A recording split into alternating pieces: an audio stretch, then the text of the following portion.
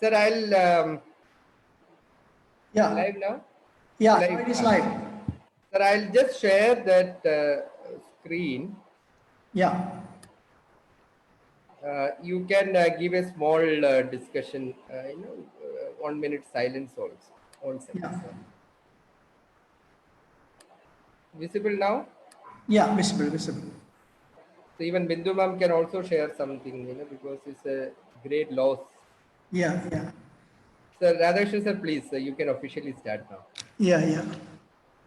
Good afternoon to everyone. Go to the official program after some time. Just before 2 days, we lost one of our beloved member, Mr. Somen sir. He met with a bike accident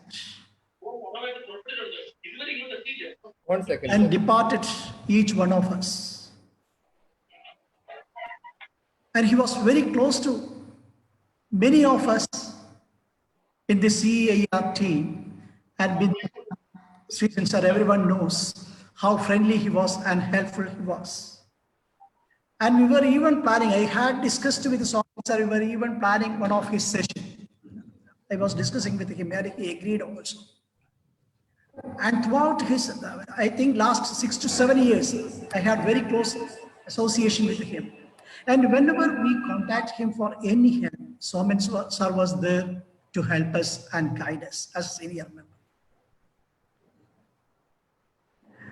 And we, on behalf of CAR team, we express our heartfelt condolences to the bereaved family, our prayers, and we hope God will bless them to overcome this hard time. Deep condolences from CAR team. Over to Bindu ma'am. If you want to share something, you can share. Bindu ma'am, very Yes, close friends. my association with Soman sir actually began some 12 or 13 years back. Since then, he has been my close friend. A lot of memories I have. So the time won't be enough to share all those things. But the last meeting, last month, he was my co-RP in one of the CBSE session. Oh. And when I called him to join, he was in the garden.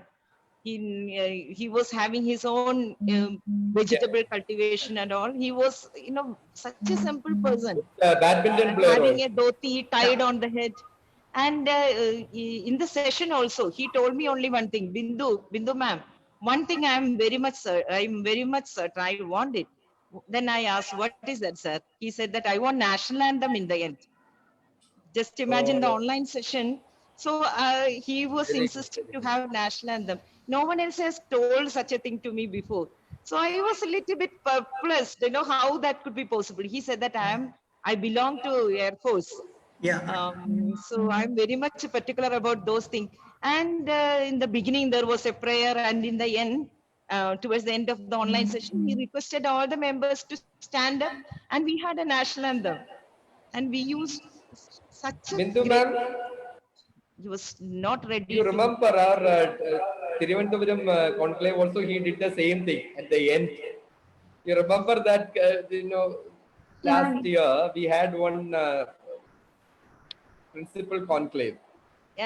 We went to Kollur temple also together while I was attending a session in Mangalore.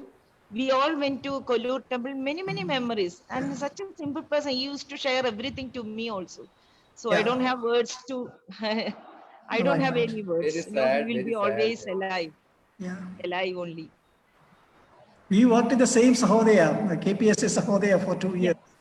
Yeah, we were together for many years. All the conferences we used Yeah, to yeah. sometimes sit together, and lot of jokes are also Yeah. associated with. Yeah, yeah. When Soman sir is there, the atmosphere would be ease. All our stress and tension would be over. And when we went to, I still remember another aspect of him. When we went to all the national conferences and all, he would always take his wife along with him. So we would always joke, and he would say that this is the only time, ma'am, we can be with our family. So that's why I'm taking her along with me. Such a loving person. I don't know how the family will bear this loss now. Yeah, it's absolutely. Anyway, God is, everything is in time's hands. Yeah. He'll be alive. Definitely he is there. I can't still believe. I'm not taking in my heart Very difficult, that very he is healthy no Very more. person, difficult. very active. തോന്നുന്നത് കൂടെ ഉണ്ട് എന്നുള്ളതാണ് ആ വിശ്വാസത്തിൽ ഇരിക്കാനാണ് നല്ലത് അതുകൊണ്ട് അങ്ങനെ ചിന്തിക്കുന്നുള്ളൂ ഇപ്പൊ ഫോൺ ചെയ്യുന്നില്ല എന്നേ ഉള്ളൂ അവിടെ എവിടെയോ Yeah. ഉണ്ട് എന്ന് വിശ്വസിച്ച് We can സാറിന്റെ only pray for his soul. That's all we can do. അത്രേ ഉള്ളൂ നല്ലൊരു മനുഷ്യൻ അത്രമാത്രം Yeah.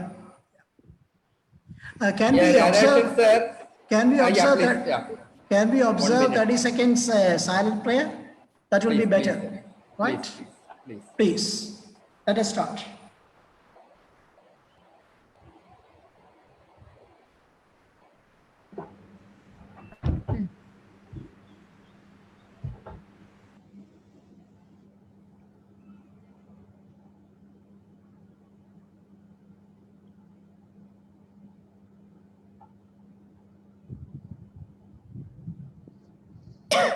Yeah. Yeah. Now we can move on to the next. Yeah, at the same time, there is a happy news also. Let me share that, the surprising, not surprising, actually, we all expected this.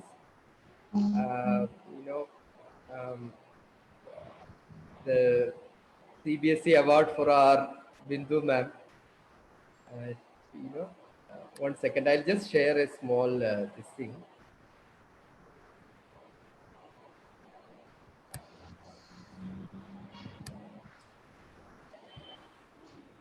Is it visible? Yeah. So you visible. can read our statement. You can read our statement also.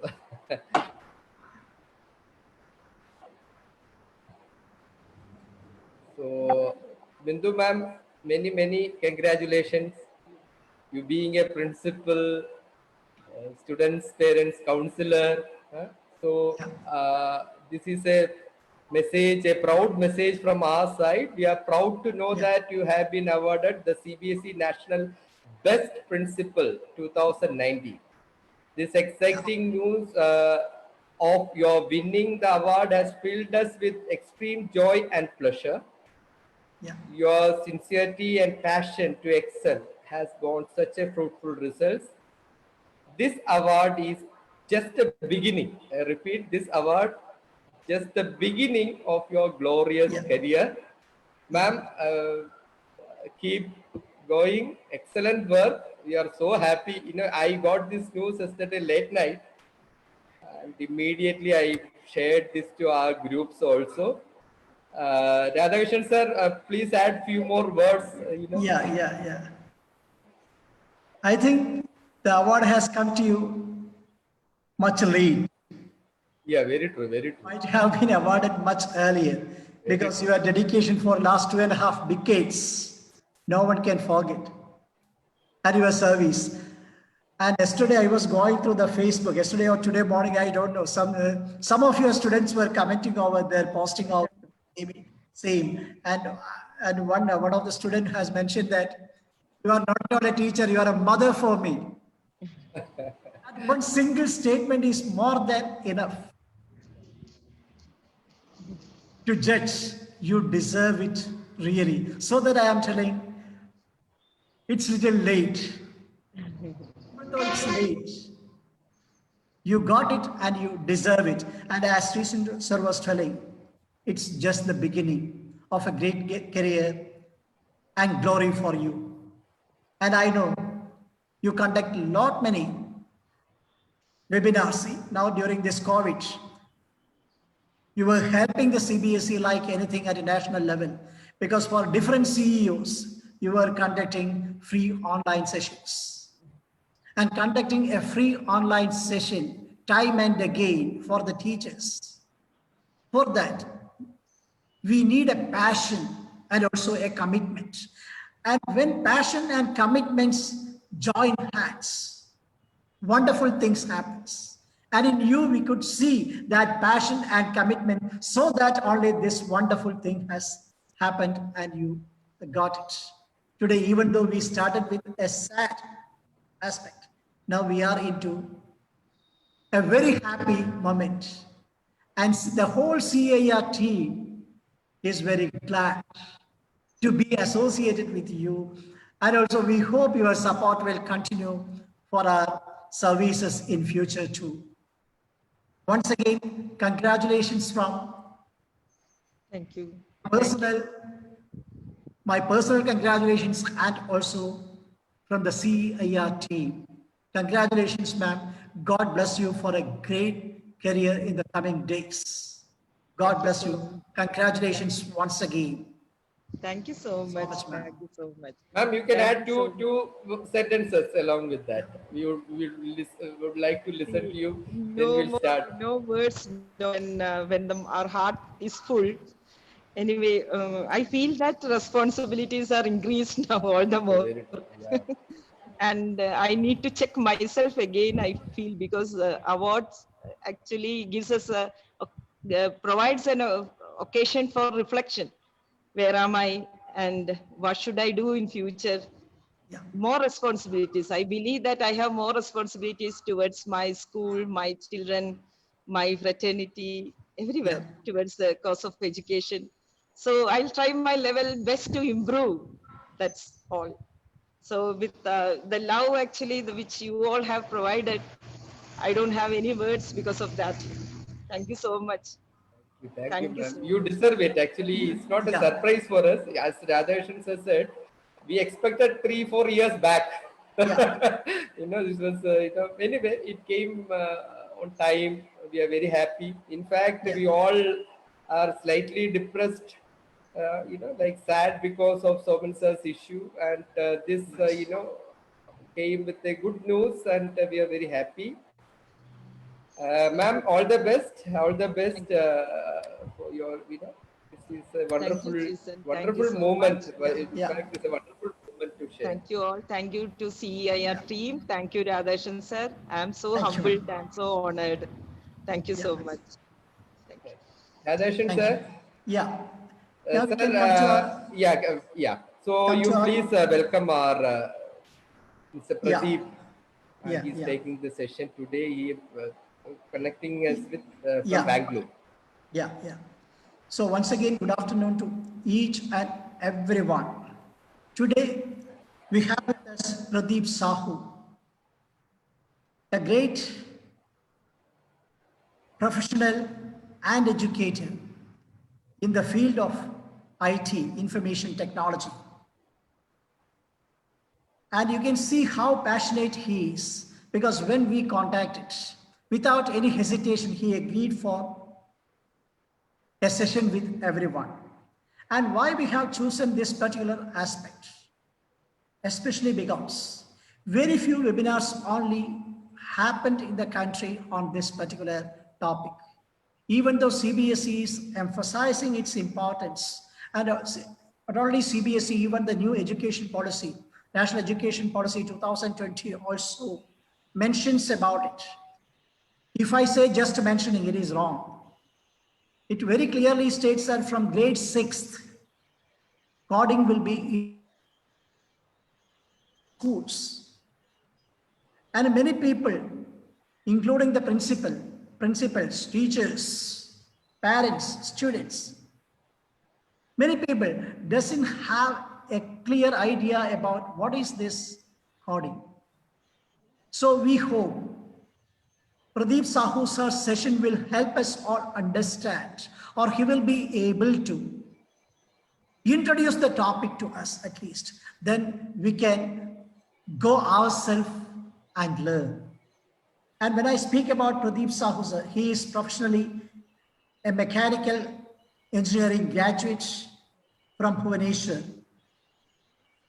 He has been serving in reputed companies like TCS, Infosys, Accenture, etc. for the last 25 years. Last in 2020 March, he has established Eureka Center for Computer Learning. And from the establishment of his own venture, and that is also for learning, that means teaching the children, leaving lucrative corporate position. that needs, what I can say, a type of dedication and devotion to the society and to the country. Because I think Pradeep sir might have been understood the importance of starting such an organization to educate the people, to educate the children and bring them into the modern technology. Because now VR, AR, coding, everything is coming up. So people like Pradeep can contribute a lot to the society. And as I told in the beginning, he is a very dedicated professional. So I welcome you, sir, to this webinar. Wish you all the best. And also, I would like to welcome each and every attendee for this particular program. I hope you all will enjoy and you will go with great takeaways from Pradeep Sahu sir. I can see very senior people like Meena Krishnaswamy ma'am, Prakash KV, Prakash sir, not many senior people itself I can see in the, along with the students attending this particular session. That itself shows the importance of the topic. I welcome each and everyone once again to this webinar on coding. Over to you, sir. Pradeep Sahu, over to you. Thank you, sir. Namaskar and good evening, everyone. It's a great privilege to be in presence of such great people, all of you, and also I see some students. This is a humbling moment for me.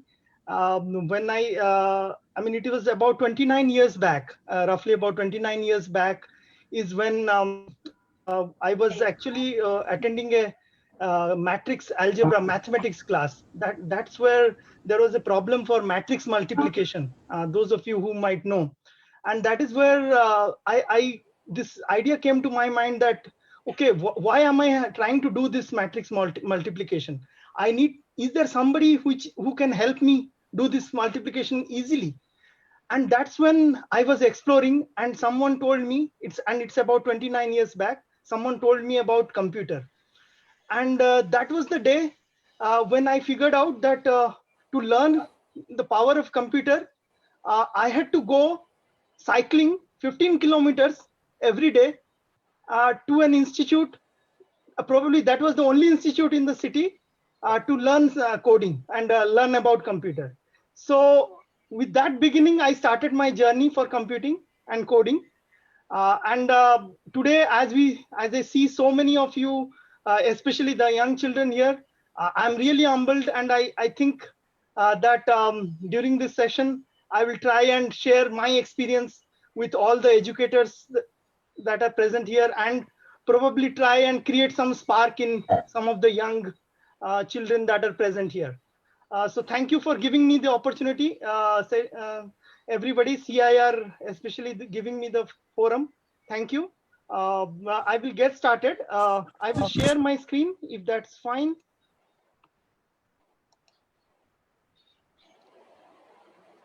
I assume everybody can see my screen. Yes, okay? yes. As I said, today we'll talk about briefly about coding and what is its relevance in the current context. I will try to share my experiences and my thoughts on how we can take it forward. I will just start with this point about okay. So these are 2-3 topics that I thought we will cover. Quickly introduce about coding, then briefly talk about what is the context of national education policy and why it is relevant, and then the most important topic about why coding is so important for children, and then we will also discuss among the educators and as to what are the options and how do we take the movement forward. With that, let me see how many of you can relate to the term coding, or at least can relate to the 2 pictures that you can see there. Offhand, if anybody can tell me if anyone can relate to some of these pictures here. Probably not many. But if you look at it, what is there on the top is a code written by a 30-year-old adult programmer, and what you see in below is a 6-year-old programmer.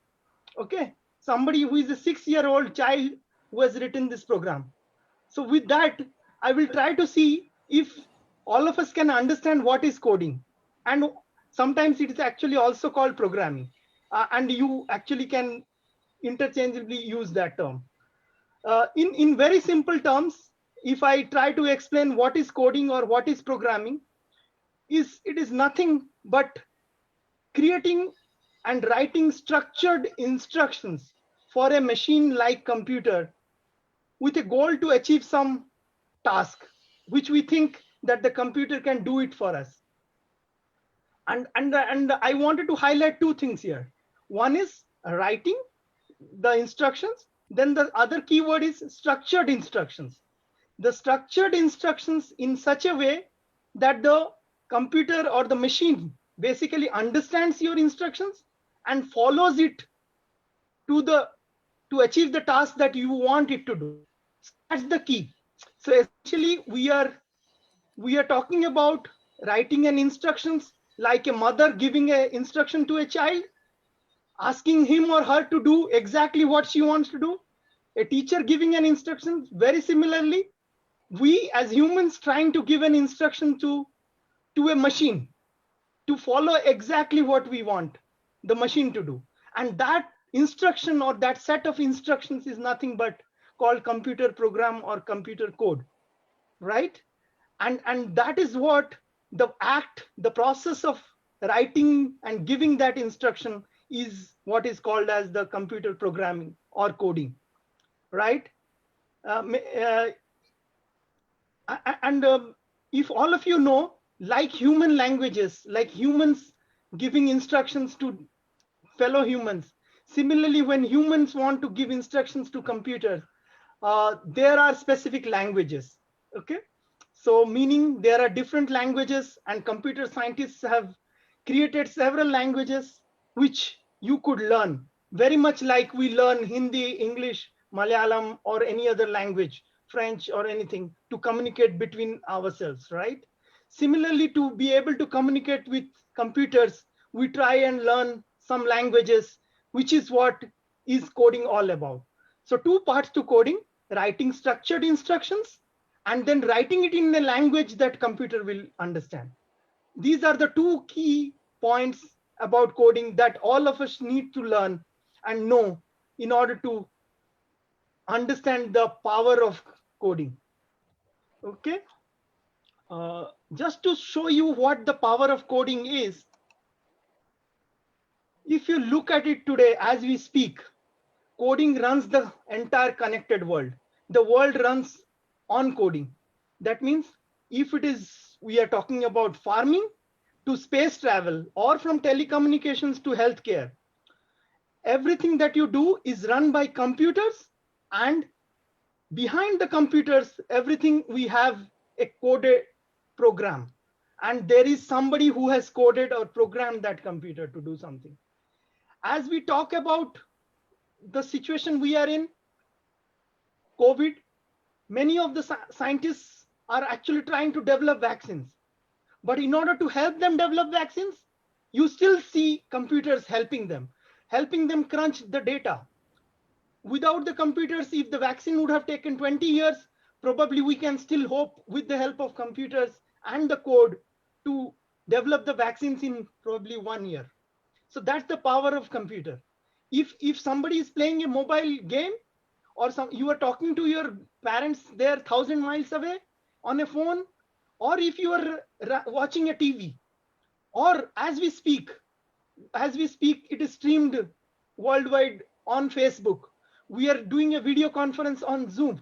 All of this, there is code running behind it to power this human enablement. So that's why coding is so important, and that's why it is more or less now unavoidable and omnipresent. It is everywhere. You can't get away from coding, right? So that's the power of coding. Moving on.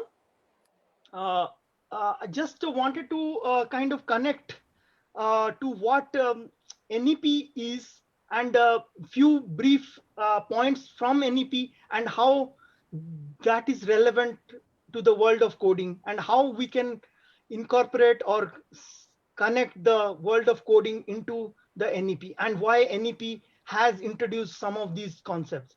So if you look at it, there are four goals that are part of the NEP 2020, which are relevant, and I will just lay it out.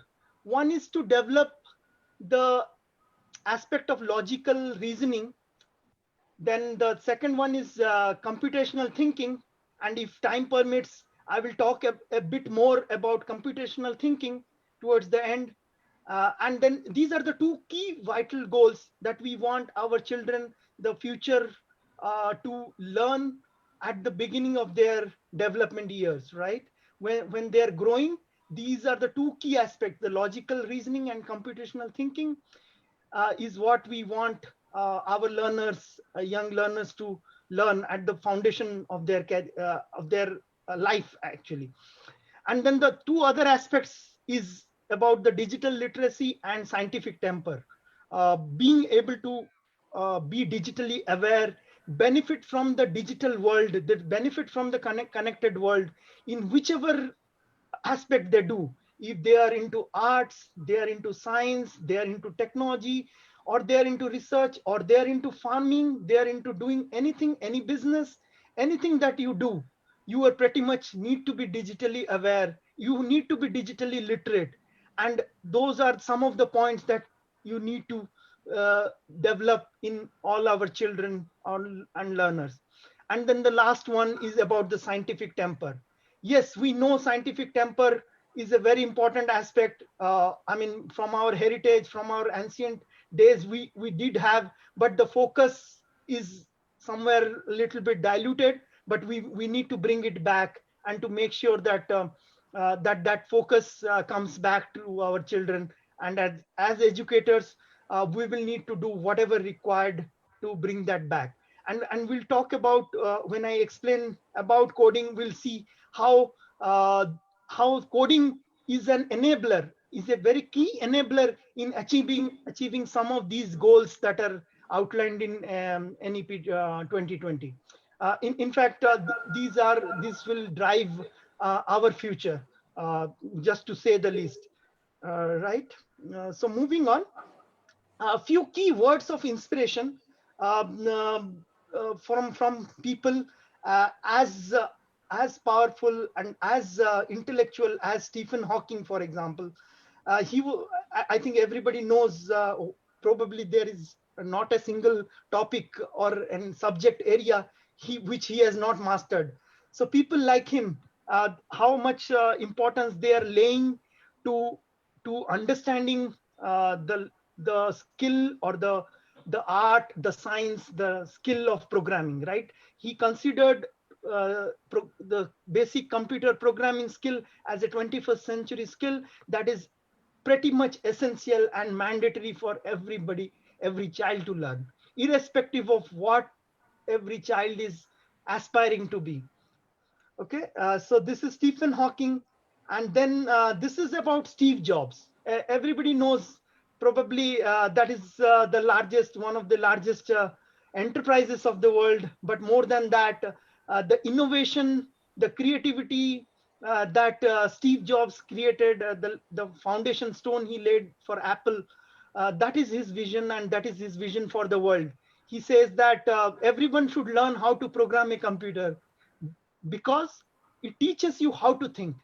And we will discuss a bit about that, how using coding we can start learning about how to think. Okay. And then last but not the least, about Bill Gates. All of us many of us are probably running on Microsoft computers, and we know how Bill Gates changed the world. And this is his thought on how important learning programming is. He says that it stretches your mind and creates a way of thinking about things that is helpful in all domains. So the key word is all domains. It is, as you can see, it is not restricted to computers. It doesn't matter if you do not pursue a career in computers, it doesn't matter at all. You still need to learn computing, the coding, and that can help you many aspects of your thinking and problem solving, as we will discuss a bit. So with that, let me quickly jump into extending on what the great people, the great leaders and great founders, thought leaders had spoken. So three key aspects, very key aspects I have chosen to lay it out. There are several other benefits, but for the benefit of everyone, so three key aspects that are really direct benefits of learning to code, and especially learning to code early. The first one is about problem solving and critical thinking. When as a child, when as kid, when as learners, and when I say child and learners, when you learn, really about child, you keep learning at any age, and that's where you see that when you start coding, your problem solving skills, you start to think, you start to see, oh, how do I solve the problem, what are the different ways of solving the problem, and you get into the realm of computational thinking, which I will try to see, if time permits, we'll discuss about it. But all those aspects is the fundamental benefit of learning to code. The second benefit that we are talking about is how it can develop self-confidence. Every child is different, every person is different. There are some people, some children, some people who develop some level of uncertainty. They are sometimes not confident about their skills in one subject, one topic or other. And when they start, and it is a research which has proven time and again that when people start to code, they start to solve problems, and they start to see that they are not only learning, they are able to solve problems, and that is when it significantly improves their confidence to not only that area of computing or whatever they are doing, but in everything that they are learning around themselves. Their confidence level increases in interacting with others, their confidence level increases with teamwork, their confidence level increases with raising their hand, talking about problems, saying that this is what is a problem, this is what could be potential solution. And and the last, I should not say the least or the anything less important, but probably the most important, which all of us know, is that with coding we will build skills for the future. The significant part of the significant numbers and types of jobs in the future will depend on people working to know coding, use coding to run computers, use coding to run machines, you use coding to do a lot of things.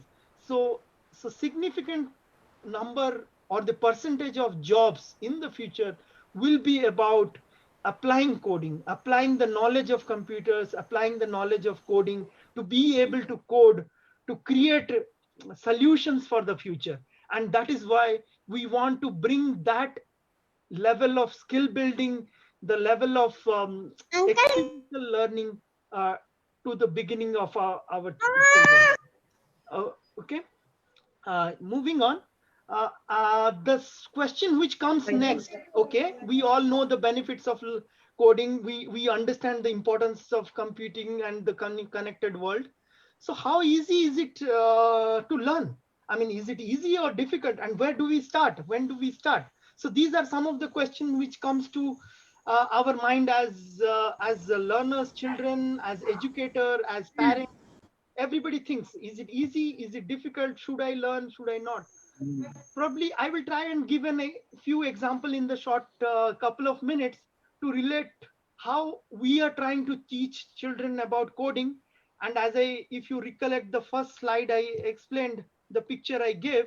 The code was written by a 6-year-old, and you will, at the end of this discussion, you will see why a 6-year-old can also relate to coding and can actually start coding. So if you look at the first point, uh, about or what element that is important in a coding, what we call as sequencing, right? And when we tried and explain the sequencing, children or everybody knows about what is sequencing. If I have to bake a cake, if my mother wants or mother wants to bake a cake, there are 5 or 6 different steps that she needs to do, and obviously he needs to do and take those steps or those tasks in a particular and specific order, right? So it is as easy as that. So sequencing is nothing but creating tasks, lining them up, creating tasks and executing them in a particular sequence, in a particular order, right? So and we know that when a child learns, we give examples, and that is how a child or even an adult will start learning about sequencing. And this is what is a key element of coding, and it is not difficult. We all know, everybody, a child, even if a child of 4 year 5 year, they understand, they look at things and they start understanding the sequencing, right? They have to first pick the ball, then put the ball in another bucket. So they know what is the sequence, which task has to be done first, which task has to be done next. So that is how they relate and they start building code. This is so easy as that, as this. The next element of coding is condition or conditional decision making. Very simple. Today, is it raining today? Yes, it is raining today. Then I should take an umbrella. Is it raining tomorrow? No, it is not raining. Then I probably do not need to take an umbrella, or probably I need to take a jacket. Is it windy or cold? I need to take a jacket. If something condition, if there is some condition, then I need to do some action. So that's how easy it is. If it is windy, I take an jacket. If it is raining, I take an umbrella. If it is not raining, I don't take anything. So things like that. If condition, if you check for a condition, you take an action. If the condition is not true, then you do some other action. So that's how easy it is to learn coding.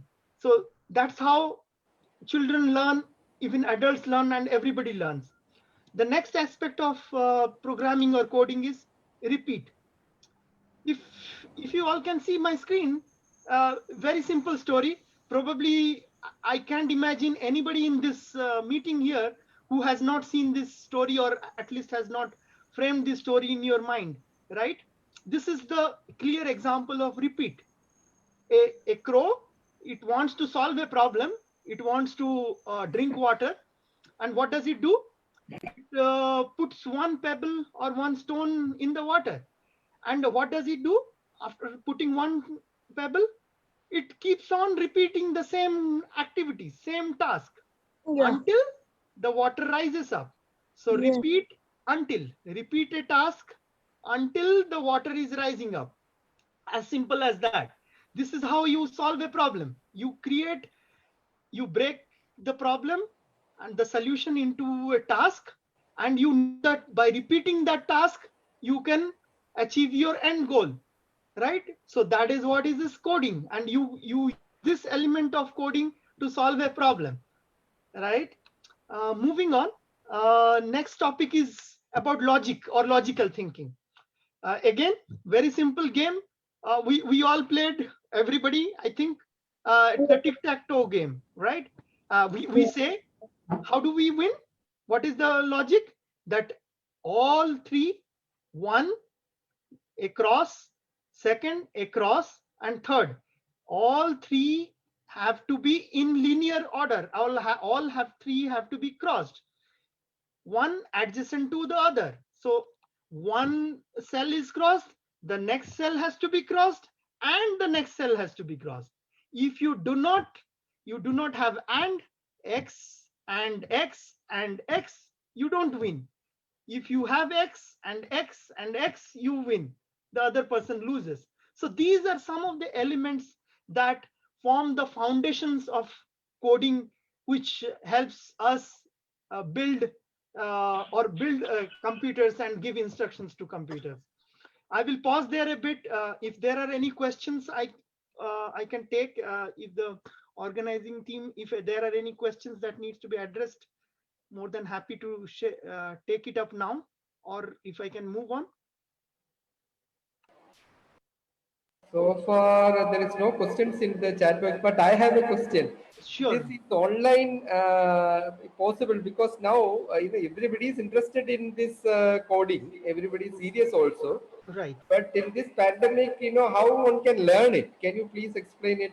Oh, absolutely, sure. Thanks for the question. Uh, uh, if you look at it, as I said before, we are now in a very connected world, right? Everything is connected. In fact, coding is probably one subject or one topic on or one area of learning which everybody can learn right sitting from their home. Not only so, there are two aspects of learning. One is guided learning, of course, with help from instructor or mentors who can get into with you over a meeting, video conferencing meeting, or an online session like what we are doing right now. In a way, we are sharing knowledge and experience, and the same way a direct live instructors will do that. The second option is there are many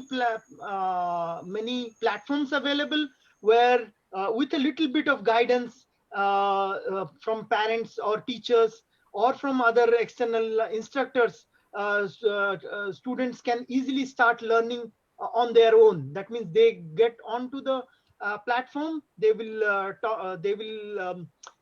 log in. There are exercises that they can do, there are problems that they can solve, and they can do it. And then maybe towards the end I can share a few of the points and that we can use. And also there are several other institutes like ours, Eureka Online, for example. We actually enable students to learn coding online through online interactive classes.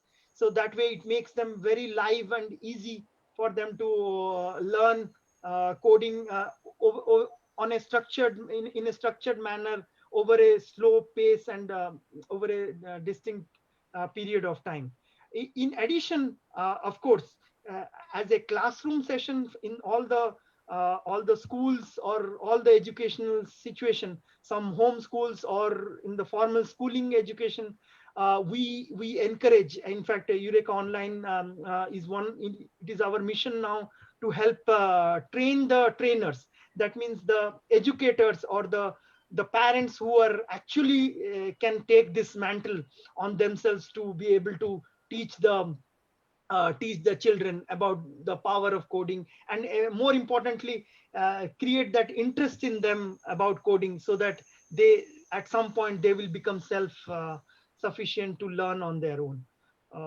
So did I answer your question? Yes, yes, yes, yes. Okay. Now, I mean, Mr. Pradeep, before you end the session, I request you to share your details so that those who are watching now or in future can contact you. Because now that also you can provide, or you can even type your details in the chat box also. Whichever is good, please do it, because it will be useful for our listeners. Sure, I will be happy to do that. I have a slide and I will flash it towards the end, Please, please. if that helps. Thank you, Yeah, sir. yeah. Yeah. Please Okay. continue. Please continue.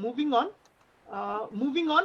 And as we kind of spoke about the importance of coding and how easy it is for children to learn, and not only children to learn, but also adults. In fact, we encourage adults, teachers, and everybody to learn, because not only it will help them, but also help them to help their younger ones around them. Even if you are a grandparent, I would still encourage that it's not too late. You can still look at options and learn little bit of coding and help your grandchildren to play with coding and learn more. So one point I just wanted to discuss, since very many of the educators are here in this forum. uh, I mean, we know about NEP 2020, the mission, the goal, overall broad goals are there, but obviously we have a hard and tough way to go. And how could we possibly achieve our goals, the national goal of the education policy. So few aspects that I thought, so I'm sharing. Not necessarily these are the only important ones, or these are very prescriptive, not necessarily so. I just wanted to bounce off, share my thought here with this community. One is about developing the curriculum. uh, I feel that every school should incorporate a relevant curriculum about coding, especially about coding, into their system. I mean, not necessarily only at the high school stage, but or the secondary stage that is called now, but even from the beginning stage, the primary stage. So that is very important to incorporate in the curriculum. And once, and we all know, once we start it into the curriculum, that probably that gives the impetus to follow. And unless we include these in the curriculum, it is very difficult. I mean, the teachers and the students and the parents all will be will be at loss. I mean, they will not be able to be sure how to move forward. They will look for disparate information. So it is important that that is the foundation. We try and incorporate these courses, and many schools are actually doing. It's not to say that it is something new and we have to do new now, but many schools have actually been doing for years, but we probably have to do it across all schools, across all parts of the country, and even to the remotest part of our country. uh, yeah, and then the second thing is very, very vital here. uh, Creating curriculum, great. Putting, that is the first step, but we cannot achieve the scale that we need for learning without training our teachers, without helping our teachers, enabling them into these aspects of coding and some of the other digital literacy topics, so that they can not only learn about coding and take the classes and help the kids, but also be digitally literate themselves and apply some of these new technologies in their delivery of the curriculum. I mean, of course, now we have online sessions and some of those things happening already, but even outside, when we think that things will be normal, there are still a lot of ed tech platforms, technologies available, which they should be able to absorb and incorporate and use them to teach their students. The third point I wanted to share is about creating access. There are several open free technology. As we know, whenever we talk about any plan or any goal, one of the resources that comes into mind is about the fund, about the financial resources or finance. Of course, there definitely will be some amount of finance involved, but the beauty or the good part of the positive aspect of the current situation is that there are several open source and free technology platforms available right now, so which we will need to leverage to bring that to the greatest masses. That means to everybody. As we have seen that many students in the cities, major cities, metro cities, have access to some of the private organizations and big names and all, but many students across other parts of the country probably do not have that much of exposure and things connect to the broader world. So we need to bring them connected using low cost accesses and low cost devices. And then we will see that it really becomes a mass movement and can really change the future of our children and future of our country. I will probably end with the last point, which all of us are here for, is about community support. I mean, we need to help each other as educators. I mean, in schools, outside of school, in whichever forum, in whichever way we are, in whichever role we are, we will need to create a vibrant community to be able to share our experiences, challenges, and best practices among each other to take this mission forward. So that's pretty much I wanted to cover. I had a few topics just of interest because students who are there, or some teachers who might be wondering, I mentioned in the beginning, like what are typical programming languages or computer platforms that we use to teach children. So I just wanted to lay it out here. Scratch is probably the fundamental one, which kids as young as 5 years old start learning. Scratch Junior, one version of Scratch.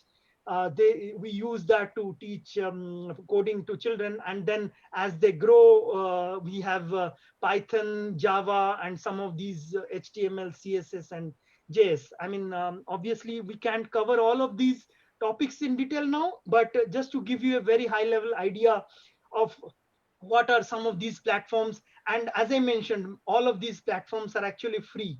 So that means we will need to, the goal will be to enable students to make the best use of these platforms and learn and progress. With that, I can conclude. I'm ready for any further questions. There are few questions. Sure. Yeah. Mr. Pradeep. Yes. There are certain questions are actually we don't need to address. Sure. But there are In the some. chat box, Srishan, let me Yeah, follow I the am chat box. referring the chat box only, sir. Okay, so if you can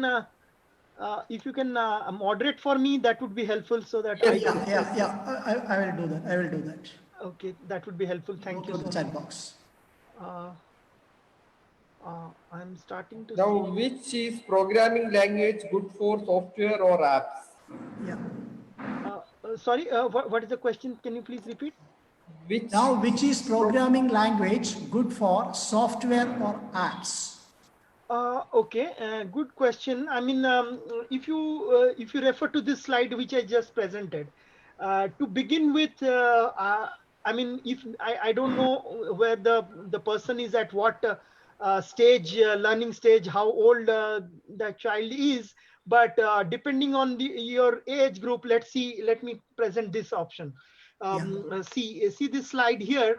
If you look at it at the foundational stage, that means for children up to grade 2, so pre-primary and grade 1 and 2, I would recommend you start learning from about Scratch Junior. Then you are at preparatory stage, which is like grade 3 to 5. Then the best for you would be learning Scratch. And then when you move on to middle school, that is about, let's say, 6 to 8, I would recommend getting on to learning about Python, and then which is one of the largest used programming languages, and then HTML and CSS. In fact, the entire web is actually running on HTML and CSS. So that's where children can get introduced here. And then as they grow to the secondary stage, that is grade 9 to 12, there are options of advanced Python, then Java and JavaScript is what I would recommend. And then coming to app development, I have not written here on app development because the focus was on coding. But you are right, there are platforms like MIT App Inventor. Again, those are very free platforms, so you can start learning using those that platform for your learning and building the skills. Did that answer your question? Yes. The next one. Yes. In Indian Army, the army use coding to solve and to know about terrorist attack. Oh yes, absolutely. And can economy of any country can be hacked by coding? Okay, very broad question, and I mean the answer. I'm probably not really qualified to answer these very high level, broad questions, but I will still have a view, and I can share. Since somebody has asked this question, the first question would be about army or defense or any topic related to that. Are they relevant to coding, or how is coding connected to all of that topic, right? So the short answer is, as I explained earlier, short answer is everybody: the defense, the army, air force, the missile systems, the space scientists.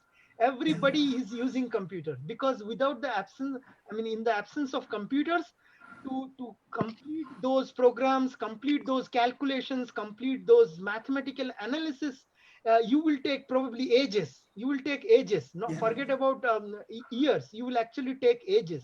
But the power, the computing power actually has enabled us to run these processes or run these calculations, do those problems, solve those problems at the power of light, at the power of thought. The speed with which you are thinking, human brain is thinking, there are computers who will solve those problems at that speed. So that is the reason why adopting those technologies into those areas that you mentioned.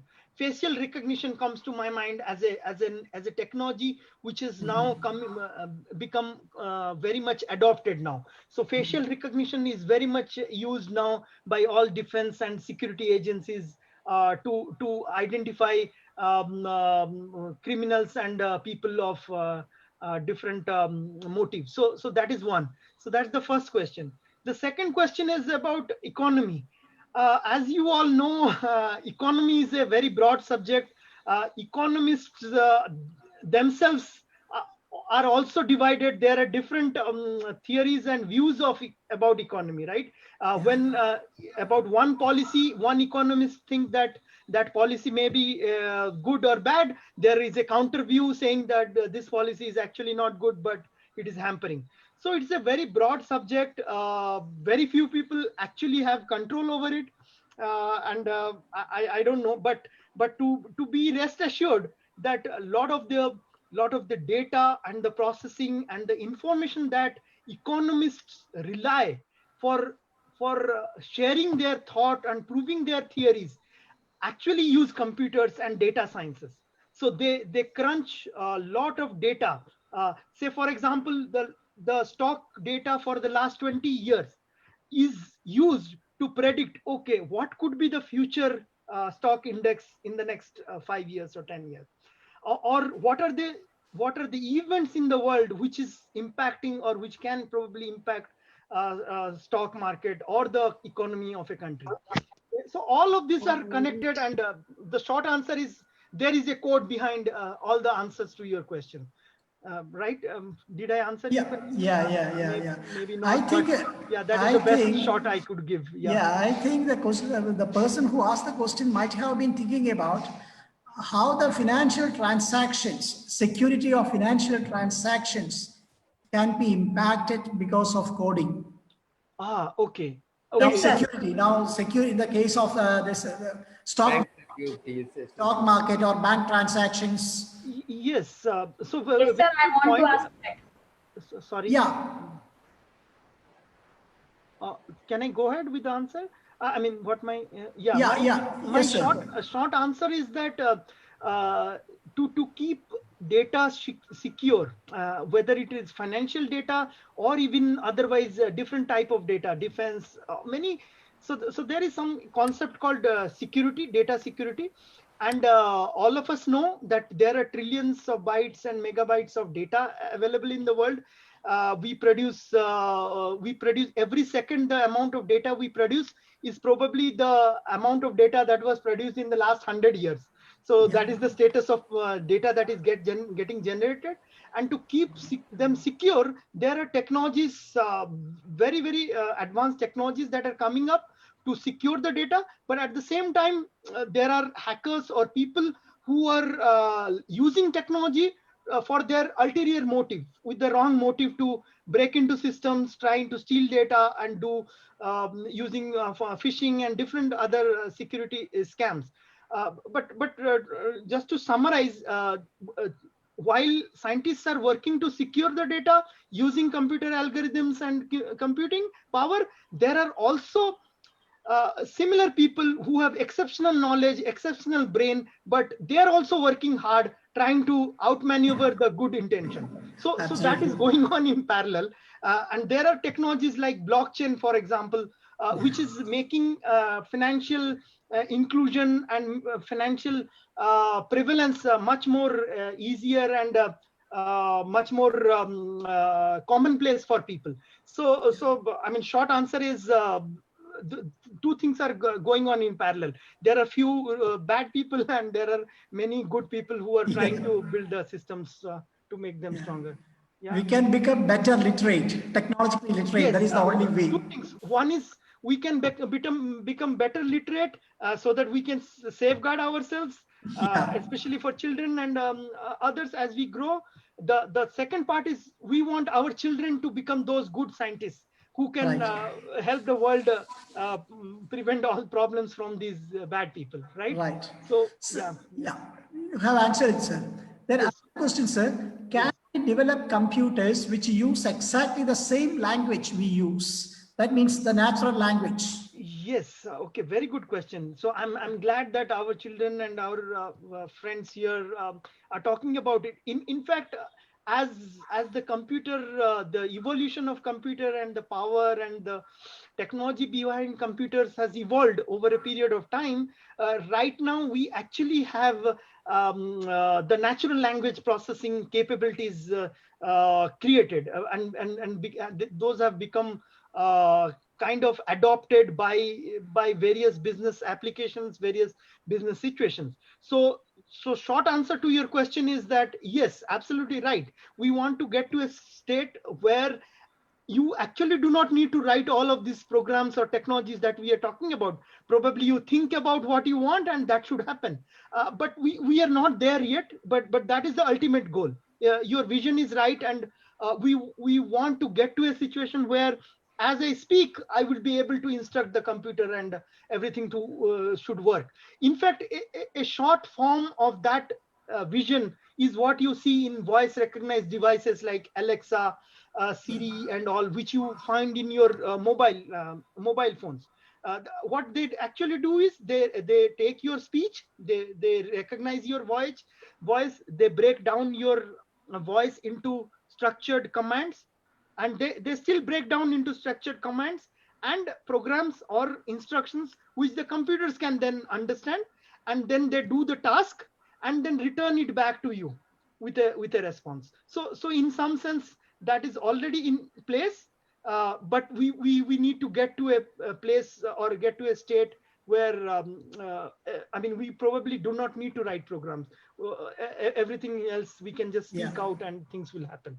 So I think voice search is one simple example of that. Voice search.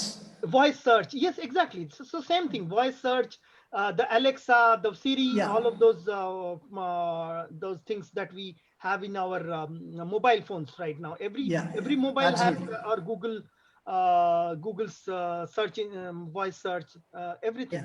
So all of those actually use the same technology, the technology which would recognize human voice, and then break it down to computer language, recognizable language.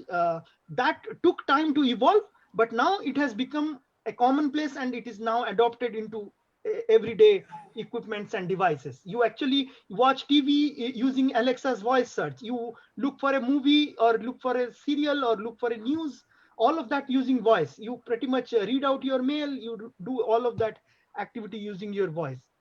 So in the future, we can expect such type of full-fledged computers. Yes, No, of course, AI, yes. artificial intelligence. But behind the coding will be working. Yes, they're behind it. Yes. I think, any other questions? Yeah, there is another question, sir. I think you might have been answered it already. Sir, please suggest a good platform to learn coding.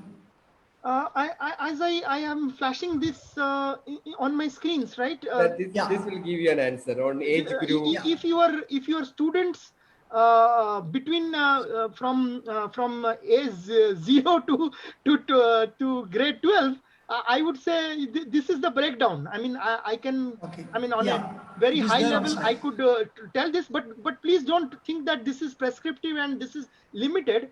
Please do not quote it. But this is one structure that I'm presenting. There are many other platforms available. For example, code.org or many other things available which you can use. But this is one easy way or platform that I am prescribing or I'm suggesting that you can choose to learn depending on which age group you are in. Absolutely. Right? So another question, can you please help? How can we use coding to teach any subject? Oh, yes, very good. I mean, I think this question is coming Yeah. from one of the educators, probably teachers or principals. Shalini, D. Shalini, it is asked by D. Okay, Shalini. That's reason. absolutely fantastic, ma'am. Thanks for asking this question. You are absolutely right. If you look at again, I go back and forth to this topic, Scratch Junior, Scratch and Scratch Junior.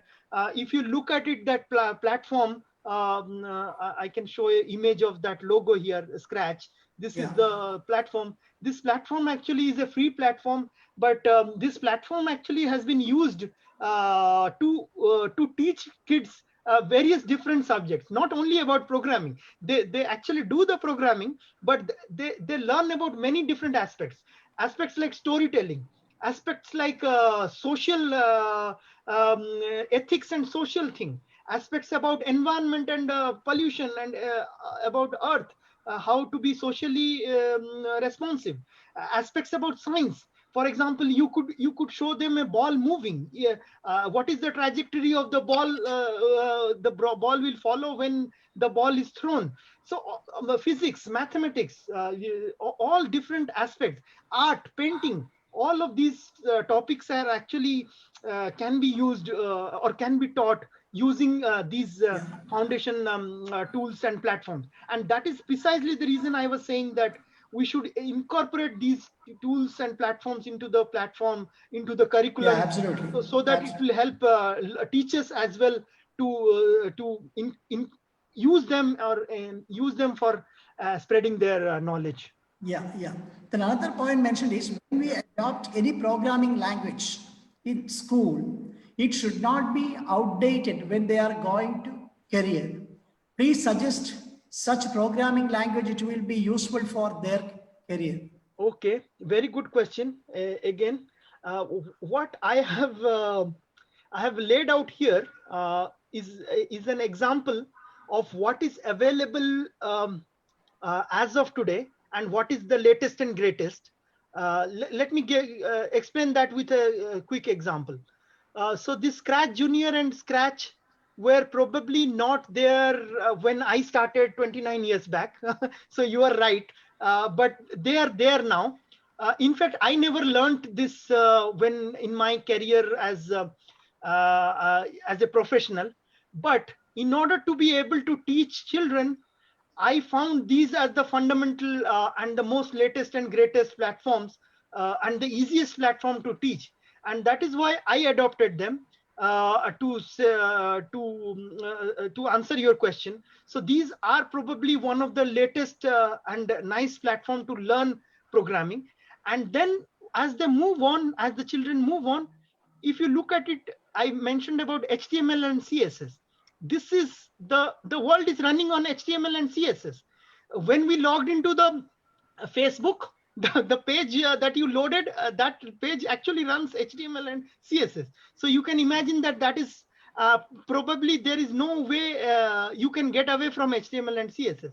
And then coming to Python, this has been in existence since 1989, if I am not wrong. Okay, so you can imagine how a platform is evolving over 20, 25 or 30 years, and still these are foundational platform. This will help kids to learn, and once they learn, it doesn't matter what the technology changes. The implications of the technology will keep changing. The technology will keep evolving, but we want the computational thinking in children to be created. I just had one slide. Maybe just I will take 30 seconds Please. to touch upon computational thinking. This is really the core four components of computational thinking that we want to inculcate in the students, in the learners. And it has nothing to do with specific language. We might choose one specific programming language right now. We are using coding as a concept to teach them. But the key goal here is to bring that computational thinking in our children, and so that when as adult they grow, they start solving problem. That is the key thing. I will not go into details, but it will be good to suffice. It will suffice to say that these are the four elements of computational thinking that is what we are trying to achieve by use of coding, and by use of using coding platforms and all this talking about computers, right? Right, sir. Yeah. Good. Sir, an 8th standard boy from Standard Public School, an 8th Uh-huh. student, asking when the dam gate open, it is also because coding or not? Sorry, I couldn't get that question. No, the question that the student has asked is when the dam gate opens, it is also because coding or not? Oh, very good. I'm glad that our children are thinking about. Again, there is a continuation. There are more than 1,000. You can read that, sir. Yeah, There are Sorry? more than thousands of dams. yeah. These all dams are controlled by coding. So how this large number of things can use by one single code? Okay, That is a very good continuation. question. The short answer is this. Okay, I'll try to answer your question. See, if you look at many of the dams which have been built in the past, they are the slush gates or whatever you are talking about, the gates opening. Of course, the dams also have different types of technology or engineering models, and there are different types of dams actually, but for the benefit of this discussion, I think what I wanted to share is but in the fundamental or in the olden days, there were dams which are physical. That means the control gates were physically expected to be opened. So some person goes there, that person turns the turnstile, and then there is a lever and all the mechanism there behind it, which will which will um, which will open the gates of the dam, right? All of these were there, but we all now know that the sensing technology, there are several computing power that is available and commonplace now, which can integrate with all these control systems. It is not only about dams, it is about a chip that is getting manufactured in a factory, for example.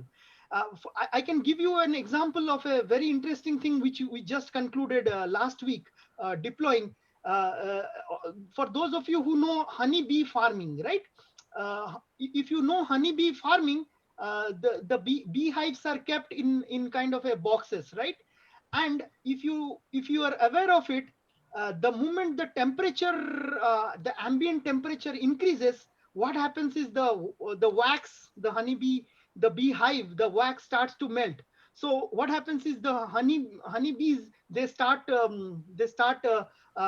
actually stop collecting honey. So that means your honey production starts declining. So that is why we now have control systems which will measure the temperature of these honeybee hives there, and it will give us an indicator by way of communicating using all the telecommunication and computer technology, that look, these are the honeybee hives which are, the temperature is rising, so you might want to have a look at it and do something about it. So the power of technology, the power of computer, and the power of coding is completely changing the way we live, from, as I said, from producing the food to launching the space satellite. Everywhere the power of computer and coding is involved. Yeah, Sorry, yeah, I sir. took a long answer, but I think Yeah. I hope I could drive Yeah, home yeah, the Yeah, point. yeah. There is another question, sir, that is related to medical field. Yes. What is the application of coding in medical field, like fighting with COVID-19? Yes, absolutely. I think I kind of indicated at the beginning of Yeah. during my session that as all of you know, if we were to we were to start the drug discovery process in the pharma world, the first thing is called a drug discovery process. Okay, that is a process. So if there is a drug discovery process, you actually even before a vaccine, you actually create the vaccine and release it for the public use. There are several years where you actually explore which of the drugs could potentially even be suitable for experimentation, even suitable for investing further. So if you look at it, if there were no computers, that drug discovery process itself would have taken us years. Forget about shortlisting the possible drugs or the combinations. not only that, the possible, and also we can simulate using the computer programs of what would be the potential reactions to human body using that specific drug. So all of those things we are now able to do it in a much faster and quicker way, exponentially faster, I would say. And if you are still hoping that by 1 year, towards the end of the year or by next year we can have a vaccine, please be assured that all of this is because of computers behind us. If there were no computers, we would not be even dreaming of getting a vaccine in 1 year. Yeah, absolutely.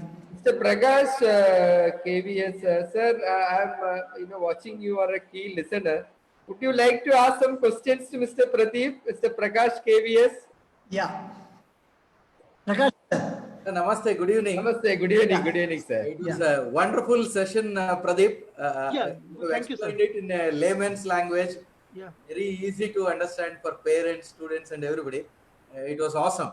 Yeah, Really, thank you, sir. And, My goal is to coding, take this message to you and through you to other children and parents and other. definitely. I have got a lot of principals, unions, and other things. I'll forward this to all of them. Yeah, thank you, Already sir. forwarded. Yeah. I'm based at Tirupati. Oh. We are, yeah, and also we are very much thankful to Prakash sir. He has shared a lot of links on there. Also for the And also one book also he has shared now. Okay, I very would nice. like to share those coding books for the benefit of the parents, teachers, and others, everybody. I think you'll have to give me permission to send those, upload those files. Yeah, you can. you have already done that, I believe. I'm not able to see here on my. No, but you have there already are uploaded, certain sir. links I am able to see in the chat box. Okay. Or what you can do, sir, actually, we have a Facebook page also, Okay. CAR Global. Okay. It will be, it has a mass reach, so Yes, it will sir. be beneficial for many. Definitely. Prakash sir, we have personal contact. No, I will share with you the link, sir. You don't worry. Yes, sir. Yes, sir. Okay, we have the contact, right, on a day-to-day basis. I will share with you. You don't worry. Definitely. I have copied and taken. Whatever you have forwarded, I have copied and taken also. Other books also I'll send you. Something. Yeah, you can send it by WhatsApp. Then I can share with all the group members. Right, sir. Right, sir. Done. Okay. Yeah. Thank you very Fine. much for giving me opportunity. Fine. Pradeep, it was really awesome. Thank you very much for enlightening all of us. Thank God you, sir. bless you. Have a nice Yeah. day. Thank you. Can we you. move to the next question, sir? Prakash sir, can we move to the next question? Yes, yes. Yeah. Why do the computers or AI have to break down our input into binary digits? Why can't they understand like our brain does? Good question. I have not gone that deep into it, but I will try and attempt that question. Yeah. Okay. So if you look at it, our brain also uses something called as neurons and the neural network principles. Maybe it's a little advanced mathematical topic that you can explore. But the point here is that so brain uses that to really solve problems, do a lot of these things that we talked about, the cognitive thinking, learning languages, and all of that, recognizing images, pictures, all of that. The brain uses neural networks, okay, neurons and neural networks, the principles of neural networks. Now, coming back to the computers, so far, when we started the world of computers, the only mechanism for us was to use this binary option, the 0, 1, the presence and absence of an electric signal. So essentially what is happening is everything that we have done so far in the evolution of computing technology, we have relied and used this foundation thing that is about 0 and 1, which is nothing but the presence and absence of an electric signal. Okay, using that as the primary fundamental element, we have evolved technologies, the computing technologies, using the all the neural networks and all. In fact, right now, as we discuss, this artificial intelligence using neural networks is what is getting slowly getting into the real implication or implementation phase. So all of this is happening. Okay, we will definitely reach a stage where probably we can overcome this. I mean, I would rather think that we definitely need to write that science fiction about it, so that we can get away from all the computers and everything. But still, there will be somebody who can do all this for us without 0 and 1. But so far, unfortunately or fortunately, we only have 0 and 1 to rely on. The entire computing world or computing technology is based on this 0 and 1. We can hope that in the coming days it is going to happen. Yes, but yeah. Yeah. While moving to the next, sir, which is the best operating system for coding platform, Ubuntu or Windows? So what was the first part of the question, please? Which is the best operating system for coding platform? Okay, so if you, I mean, again, I will try and refer back to something like this. All of you can see my screen? Yes, sir. Yeah. Okay. For a moment, let's assume that we are only talking about this. For a moment, let's assume that I'm not answering your question very directly, but I'm indirectly trying to answer this. If you focus on some of the coding platforms that I mentioned here, see, all of these are platform and completely independent. For example, Scratch Junior is like you can do it on an app, on your iPad or on an Android device. Okay, you could do this. Then coming to Scratch, you can actually log into your browser and do the coding. So you don't need anything else. You don't even need a machine or anything else. As long as you have a browser like Chrome, Internet Explorer or Edge. Internet Explorer, of course, is getting phased out. Edge, or then you have Firefox or some other browsers. Any modern browser, you can learn Scratch. Then coming back to HTML and CSS, in fact, your browser is running HTML and CSS. So anything that you do on your screen using logging into watching a website, watching some videos, everything is actually running HTML and CSS code. Okay, and plus the JavaScript code. So all the three things together is there on your browser. Now, the short answer to the other question is Python and Java. These two are completely platform independent. Okay, so that means you can run in your Ubuntu Unix based platform, you can run on Windows, you can run on Mac platforms, or you can run on Raspberry Pi or other OS as well, where Python and Java are actually available. Yes, sir. Nice. Okay. Another question, sir, is coding possible in regional languages? Very good question. Thank you so much. It is our vision to actually make it accessible by using regional language as a medium of instruction. Okay.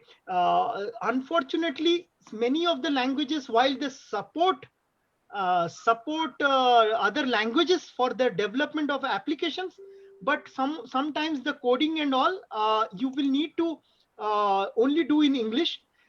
However, the good news is that for children who are starting to learn, like in the preparatory stage 1, the Scratch I mentioned, it is actually available in Hindi as well. Okay, so that means that is one language where this platform is available. That is why what we encourage is those students who have the Hindi as their primary language as opposed to English. We recommend them to use Scratch in Hindi, and for all the other students who are needing regional language support, I'm sure if we can give the little bit of a support to the teachers and the parents, they can enable the children to learn these concepts in regional language.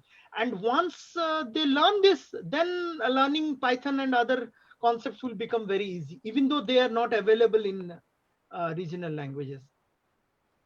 Yeah. Okay, I mean, think, sorry, I couldn't answer the question. No. fully, but- You answered. You answered in a very simple Yeah. language, Yeah. Mr. Pradeep. I You think have answered one almost all more the slide questions. to share now. You can please share the last slide with your informations, so that anybody okay, this who one. want to contact you can. Yeah. This is good. Yeah, sure. And it was really, nearly 1.5 hours passed. Oh yeah. Please send your Gmail ID. It So is what you can there use is this. no. I'm Yeah, you can use this official ID. No. Yeah. See, Okay. even his email ID, his official email ID, learn@eurekaonline.in. Okay, sir. Yes. You can use it. Okay. You can use it. Yeah. Yeah. Okay. Okay, then we will wind up today's session. Thank you, Mr. Pradeep, Yeah. for accepting our request. And in fact, he was shared all the PPTs before the session itself. He had a small discussion also. He was well prepared. And today we had so many questions by kids. They are very eager. In our time it was about literacy. Now it is more about computer literacy. Yes. So. It is a very important subject we have selected today, as Mr. Radhakrishnan said. This particular issue nobody is dare to discuss. I don't know why. So we last a few weeks back we discussed. Let us introduce this subject. Because many principles, to be very honest, many principles are still not very clear with what exactly coding is all about. In fact, we do daily affair with coding, but we are not serious, or what you say. Something, like people are slightly reluctant to reach out, understand what coding, all this. But I believe, today's session, in fact, helped us a lot. It was so simplified sessions. At the same time, we are, Mr. Radhakrishnan, please, post your vote of thanks. Yeah, I can add one more point, Susan. I can one more point, my observation. Now we were discussing, much discussion is not taking place. Much discussion is not taking place. One of the reasons is, I think techies and also the educators are failing to collaborate. Because at different times when we contact people for conducting webinars, there is a competition between techies. Because for another platform, I was planning for what I can say, a panel discussion. Contacted few people, but most of them are hesitant when they hear the other name of some other vendor or something like that. That is all. I think the whole team should work, the techies and everything, educators, everyone should work together for the implementation of new education policy. Otherwise, this national education policy will become a failure. There should be thorough collaboration between corporate houses, techies, educators, industrialists, parents, politicians, each and everyone. If that collaboration is not taking place, whatever wonderful document we got, we will lose its spirit. Right? So that collaboration, we all should work. And I really thank Sir for coming here, Sahuja for coming here and presenting this topic in such a wonderful way, as Prakash sir was telling, in a layman's language. So I'm actually glad that I could share some thoughts and help the community here. And thank you for bringing me here. It's my privilege actually. Yeah, I can tell you, sir. I can tell you, even I was not so clear. Okay. Coding. Even I used to conduct a lot of workshop and all. After attending your class, I got to an extent a clear idea. Now I think that is going to help me also to guide my teachers, my students, and same may be the case of other principals like very true, very true. Meenakshi ma'am and many other people, those who are attending the session. It was really wonderful and I have no words. And a special thanks for you for coming here and attending this session, because many people are not willing to collaborate with educators like that. I felt sometimes. And I can tell you, I will be contacting you within 1 week. Yeah, sure. I'm glad. Just 2 weeks I am planning for a panel discussion for another platform. I am planning. Sure. So I will be contacting you. I think your number, I have screenshot I have. Otherwise, I will collect it from Station. I will be contacting you within 2 or 3 days. Okay. And I think Prakash sir also can spread light. Very true, very true. Yeah, I will contact you also, sir, within the coming days. Yes, yes. Yeah. Surely, surely. So thank you so much. Thank you so much, sir, for coming and also presenting the topic. Once again, we are very glad on behalf of the CAER team, we express our gratitude to you on behalf of all the participants also. We are blessed by your presence. My privilege. Thank you, everybody. Namaskar, and hope we have a great journey ahead towards NEP 2020, Yeah, and yeah. we all collaborate. Thank you so much, everybody. And I thank all the participants also. I thank all the participants, senior principals, those who attended, and also our founder and director, Sri Sen sir, for agreeing for such a topic and getting the resource person over here for this session. Thank you, sir. Thank you. Everyone once again, have a wonderful, Happy Onam. happy Onam Onam to also. everybody. Yes. Coronam, it is better now. People are talking. Coronam. Coronam. Yeah. Thank you. All Have the a best. nice evening. All the best. All the Thank best. you. All the best. Thank you. Thank you very much. Thank you. Sir, when you will conduct another